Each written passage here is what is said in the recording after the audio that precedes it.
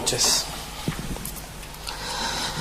Bueno, hablaremos un poquito de la importancia de la prevención del cáncer de mama y de cómo podemos, desde un punto de vista fácil y práctico, disminuir la aparición de la enfermedad y mejorar el diagnóstico. ¿Qué es el cáncer de mama? Bueno, el cáncer de mama es un crecimiento rápido y sin control de células que, si las dejamos, forman pequeños como nodulitos y después se van extendiendo desde la zona de la mama hacia el resto del organismo. Desde el punto de vista histórico, pues bueno, tenemos referencias del cáncer de mama en el papiro de Erwin Smith, 3000 años antes de Cristo, en el Código Hammurabi. Hipócrates ya había hecho un tratado donde decía que los tumores que se curaban con las medicinas eran los de mejor pronóstico, los que no se curaban con estas medicinas necesitaban del cuchillo y los que no se curaban con el cuchillo del fuego. Era el concepto que por suerte avanzamos, estamos mejor.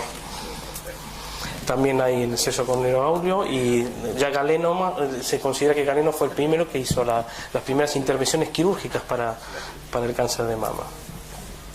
¿Por qué es importante el cáncer de mama? ¿Por qué es importante esta charla?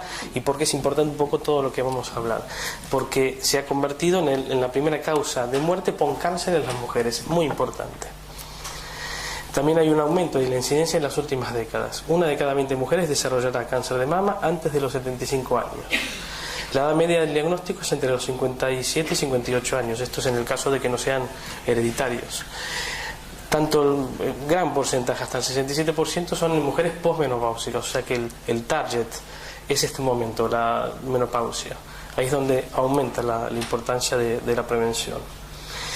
¿Cuáles son los factores de riesgo desde el punto de vista epidemiológico? La edad, como vimos, a más edad, pues más posibilidad de tener.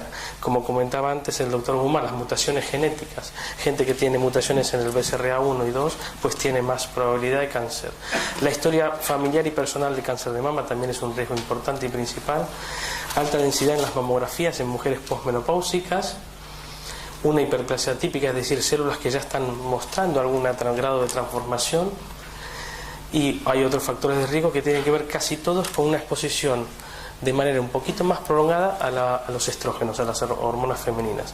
Por ejemplo, la menarquia precoz, es decir, la regla muy avanzada en edades inferiores a los 12 años o 9 años, y la menopausia tardía, es decir, una longitud de exposición a los estrógenos avanzada.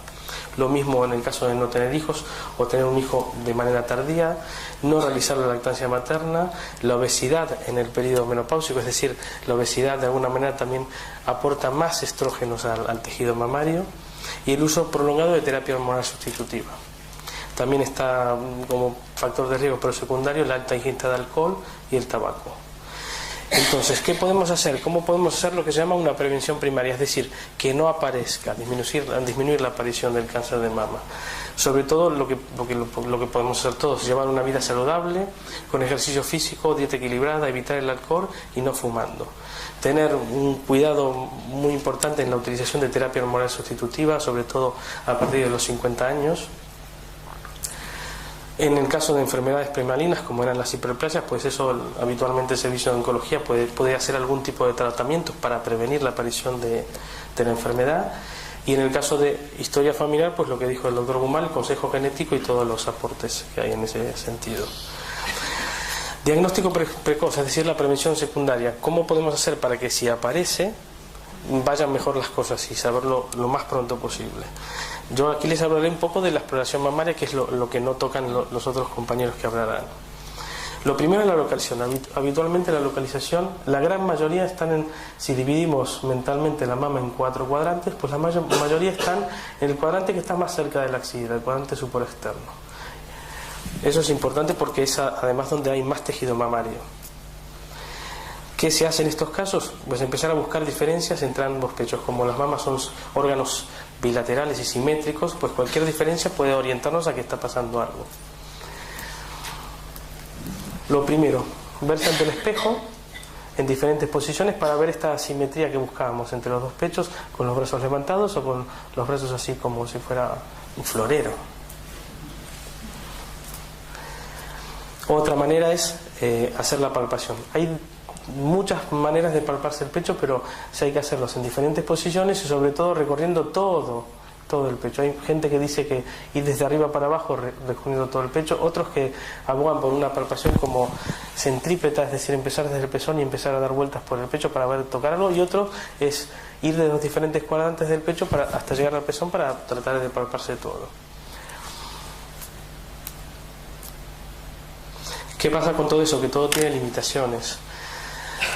No se puede hacer un diagnóstico muy precoz con la autoexploración, pero está bien hacerla. Entonces, ¿qué se recomienda a partir de esto?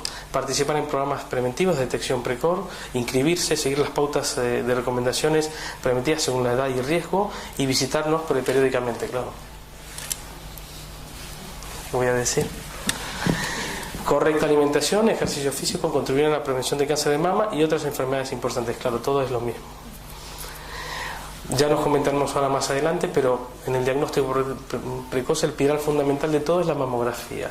Permite detectar lesiones en la mama hasta 2 años antes de que sean palpables, y cuando aún no han invadido ni están en grado muy pequeño y muy inferior, y por lo tanto están localizadas y no se han diseminado.